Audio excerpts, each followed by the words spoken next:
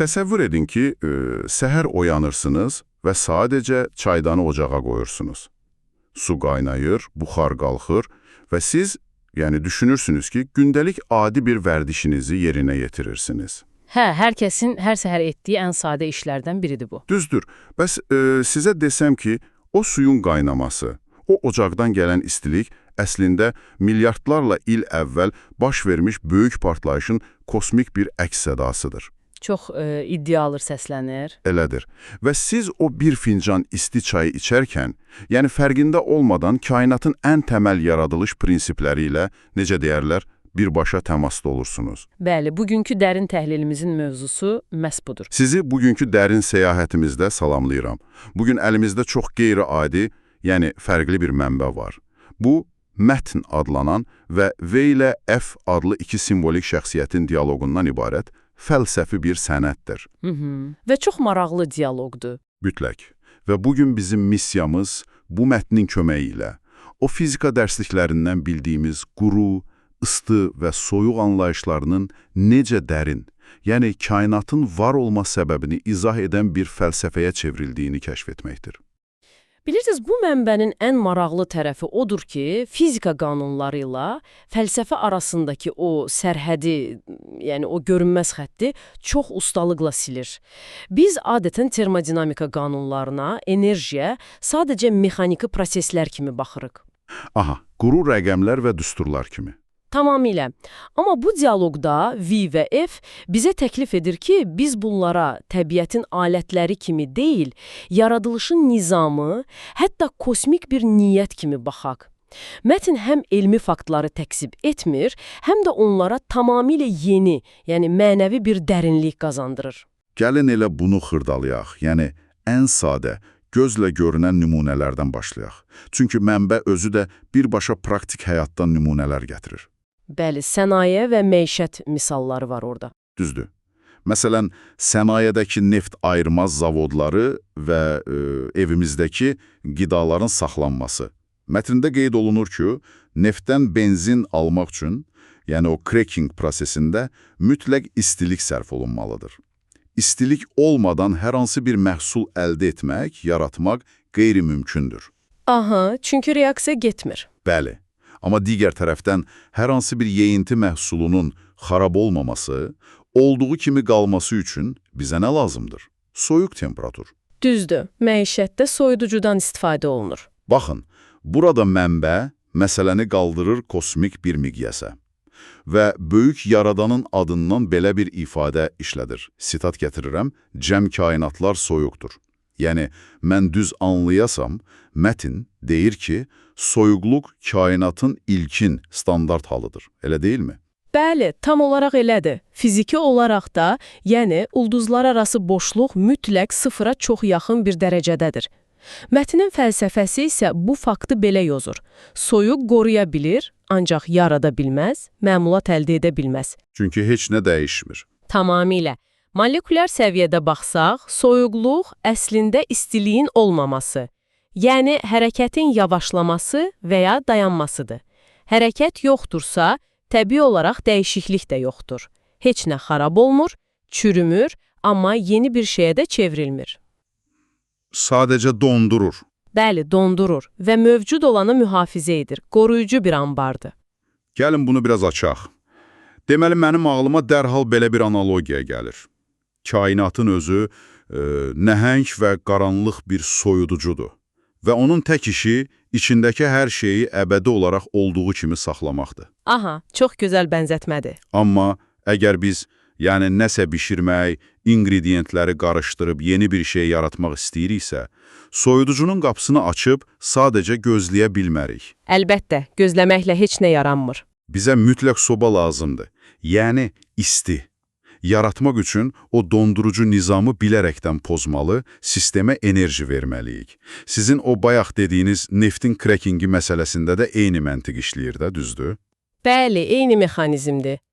Cracking prosesində o uzun karbohidrogen zəncirlərini qırmaq, yəni onları parçalayıb daha faydalı benzinə çevirmək üçün bizə o zəncirləri sarsıdacaq qədər şiddətli kinetik enerji lazımdır. Yəni istilik. Məhz istilik.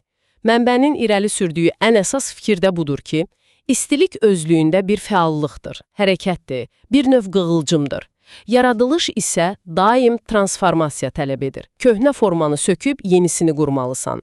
Yəni, əgər yaradan bir sənətkardırsa, aləti istilikdir, xamalı isə o soyuq ambar. İstehsalatda da belədir, yəni kosmik miqyasda da. Yaxşı, amma baxın, burada mənim beynimdə çox ciddi bir sual, bəlkə də ziddiyyət yaranır. Buyurun, hansı sual? Əgər yaradılış üçün, dəyişiklik üçün istilik bu qədər vacibdirsə və kainat başdan başa mütləq sıfıra yaxın bir dondurucudursa, o zaman o qədər soğuğun içində o ilk istilik haradan gəldi? Yəni, o sobanı ilk dəfə kim və necə yandırdı?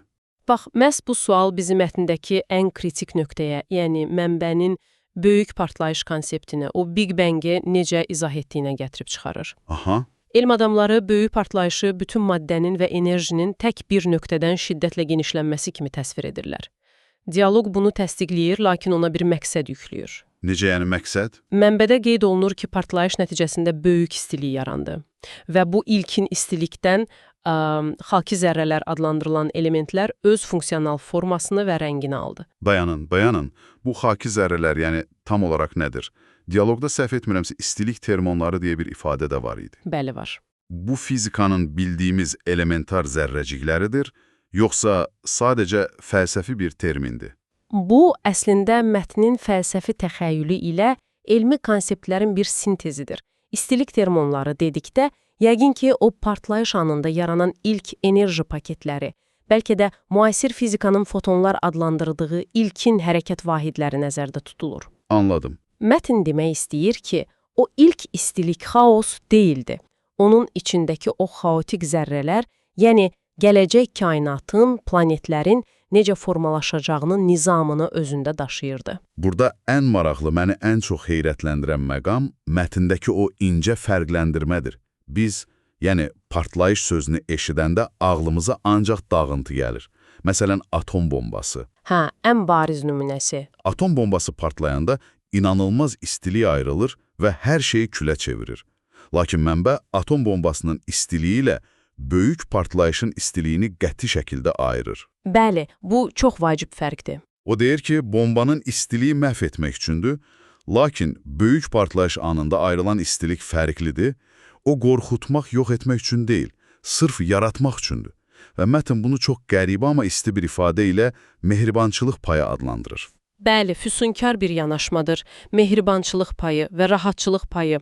Elm həmişə kainatın başlanğıcını kör-köranə, şiddətli bir təsadüf kimi təsvir edir. Düzdür. Amma mətn bunu yaradanın işıq payı ilə bərabər həyat vermək üçün atdığı məqsədyönlü bir addım kimi təqdim edir. Çünki əgər o nəhəng istilik partlayışı olmasaydı, o genişlənmə baş verməsəydi, zərrəciklər hərəkətə gəlib həyatı yarada bilməzdi. Yəni canlıların yaşamağı məhz bu ilk istilik payı üzərində qurulub. Və bu bizi yenə o çaydan məsələsinə qaytarır. Bəli, əvvəldə dediyiniz misala. Mənbədə vurğulanır ki, biz suyu qaynadıb çay hazırlayanda və ya ocaqda yemək pişirəndə, əslində fərqində olmasaq da, insanın ilkin yaranışını, o partlayışdakı isti payını özümüzə xatırladırıq. Gündəlik bir ritual, amma kosmik bir məna ilə. Təsəvvür edirsiniz, bunu dərk edəndən sonra adamın məişət həyatı tamamilə dəyişir. Yəni, sən qazı yandırıb xörək pişirəndə sadəcə yemək hazırlamırsan. O an kainatın yaradılış alətini mətbəxində canlandırırsan.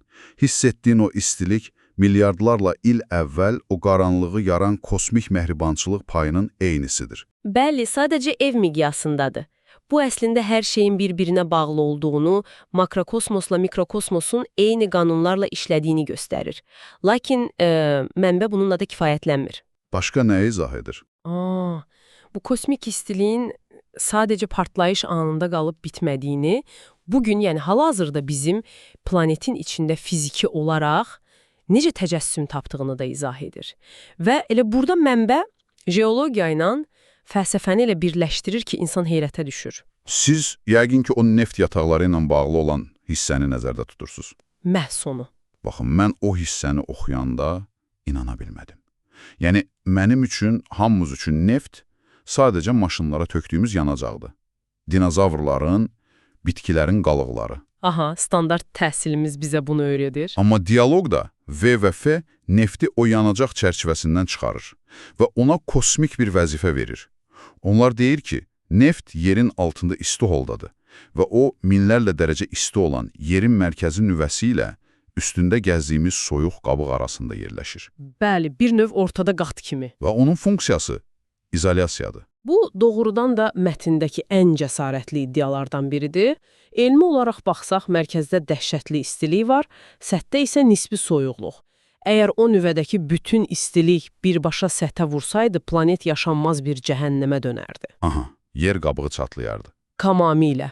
Mətnə görə xam neft yataqları məhz bu iki kəskin temperatur arasında bir körpü, yəni bufer zonasıdır.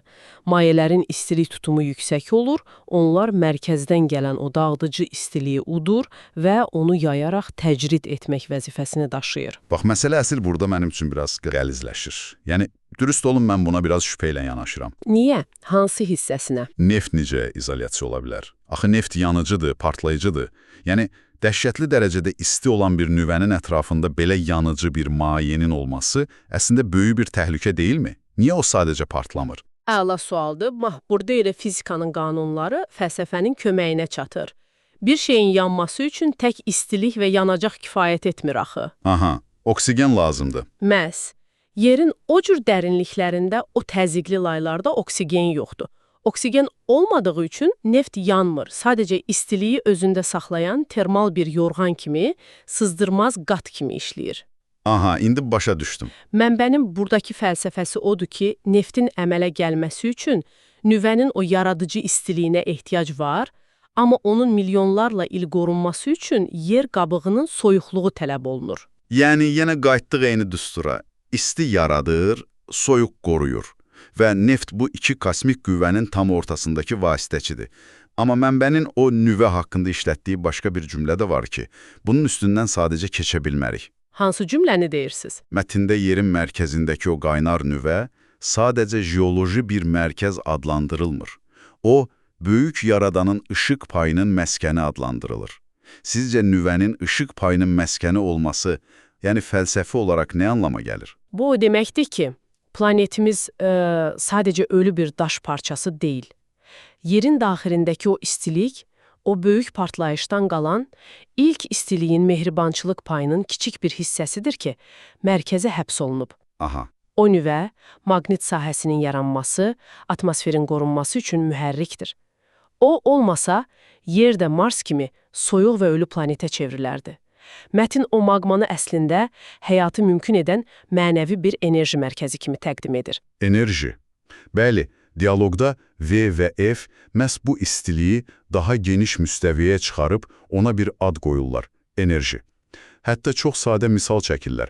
Deyirlər ki, su elektrik stansiyasından və ya reaktordan gələn o adi elektrik cəryanının özündə də istilik var. Bəli. Və israr edirlər ki, hər hansı bir varlığı, yəni enerjini onun ilkinindən, istilikdən ayırmaq olmaz.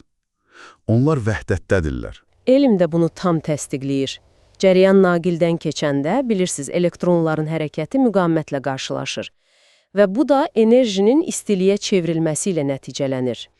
Mənbənin vəhdətdədir deməsi əslində termodinamikanın birinci qanunudur. Yəni enerji heç nədən yaranmır və yox olmur. Tamamilə. Sadəcə bir formadan başqasına keçir. Mətn potensial və kinetik enerjini ayrı şeylər kimi yox, eyni ilkin istiliyin fərqli simaları kimi görür. Onlara ayırmaq, kainatı dərk etməmək deməkdir. Baxın, əgər enerji heç vaxt yox olmursa, mənbə bunu insan həyatına çox cəsarətli, bəlkə də qəribə bir şəkildə tətbiq edir. O deyir ki, ölüm əslində yoxdur. Bəli, bu çox sarsıdıcı cümlədir. Mən bunu oxuyada doğrudan bir anlıq duruxdum. Yəni, necə yəni ölüm yoxdur? Biz bunu hər gün görürük axı, fiziki olaraq. Fizika baxımından yanaşsaq, ölüm bir son deyil də, yəni sadəcə strukturun dağılması və enerjinin sərbəst qalmasıdır. Müəlliflər bioloji ölümü bir yox olma kimi qəbul etmirlər. Aha. Əgər biz hamımız nüvə, neft, ocaqdakı od və insan eyni işıq payının zərrələri isə, deməli, vəhdət axınının parçasıyıq. Bioloji bədən fəaliyyətini dayandıranda, o enerji sadəcə başqa formaya keçir. Bu, qırılmaz bir zəncirdir. Deməli, biz enerjinin o ilk istiliyin sadəcə müvəqqəti olaraq insan cildinə girmiş formasıyıq. Mətndə Yaradanın dilindən bir cümlə var, məndən yaranmısan. Amma Vav və F xəbərdarlıq edir ki, bunu bioloji doğulmaq kimi yox, mənim işıq payımdan paylısan kimi anlamaq lazımdır. Bəli, və burada məsələ psixoloji bir ölçüyə keçir. Biz Big Bang, vəhdət, neft falan danışırıq. Çox mürəkkəb elmi nəzəriyyələr kimi səslənir. Düzdür, qəliz gələ bilər. Amma V israr edir ki, bunu anlamaq üçün böyük elmə ehtiyac yoxdur. Bunu kiməsə zorla, sözcülüklə dərk etdirmək olmaz. Bax, bu hissə çox maraqlıdır. Məndə iddia edir ki, bu prinsiplər insanlara çatdırılanda insanın daxili reaksiyası belə olur. Bunları elə mən bilirdim. Yəni, mən buna biraz inanmıram. Mən neftin izolyasiya olduğunu onsuz da bilirdimmi? Yox. İnsan bunu necə əvvəlcədən bilə bilər ki? Yox, siz əlbəttə ki, neftin kimyəvi tərkibini detallarıyla bilmirdiniz. Siz bunu bilirdiniz deyəndə, orada fəlsəfi məntiq, o vəhdət hissi nəzərdə tutulur. Biz o ilk istilikdən formalaşmışıqsa, atomlarımız o ilk anın yaddaşını daşıyır. İstiliyin yaratması, soyuğun qoruması bizim şuurumuzda onsuz da kodlaşıb. Deməli, biz elm öyrənərkən tamamilə yeni bir şey kəşf etmirik. Sadəcə DNT-mizdəki zərrəciklərimizdəki məlumatları xatırlayırıq. Elm, daxilimizdəki informasiyanı təsdiqləyən bir güzgüdür. Çox gözəl ifadə etdiniz, bəli. Elm və intuisiya eyni vəhdətin fərqli dilləridir. Yaxşı, bəs bütün bunlar nə deməkdir? Bugün öyrəndiklərimizi toparlasaq, yəni biz gördük ki, kainatın dondurucu soyuqluğu amansız bir boşluq deyil. O maddəni parçalanmaqdan xilas edən böyük anbardır. İsti isə yaradıcı alətdir. Məhz. Böyük partlayış qorxunc bir tragediya yox, həyatın başlaması üçün atılan mehribançılıq payıdır. Neft isə bizi o mərkəzdəki qorxunc istilikdən qoruyan kosmik izolyatordur. Və ən əsası, ölüm yoxdur, çünki biz o vəhdət axınının qırılmaz parçasıyıq. Bəli, bu qədər möhtəşəm və sadədir. Bütün bu mexanika, yəni qulağa çox nəhəng gələ bilər. Amma mən istəyirəm ki, siz, bəli, məhz siz, bizi dinləyən şəxs, bu mürəkkəb fikirləri tamamilə şəxsi bir səviyyəyə endirəsiniz. Növbəti dəfə soyuq bir havada ocaq kənarında qızınarkən və ya əlinizi o isti çay fincanına sarıyarkən bir anlıq düşünün. Aha. O kosmik mehribançılıq payını xatırlayır və salamlayır. Möhtəşəm fəlsəfədir. Əgər hər bir istilik mənbəyi kainatın öz yaranışını xatırlamasıdırsa, bəs siz bugün nəyi xatırlayacaqsınız? Bunu düşünmək üçün sizi öz işıq payınızla baş-başa bıraxıram. Diqqətiniz və bu dərin təhlilinizi ayırdığınız vaxt üçün təşəkkür edirik.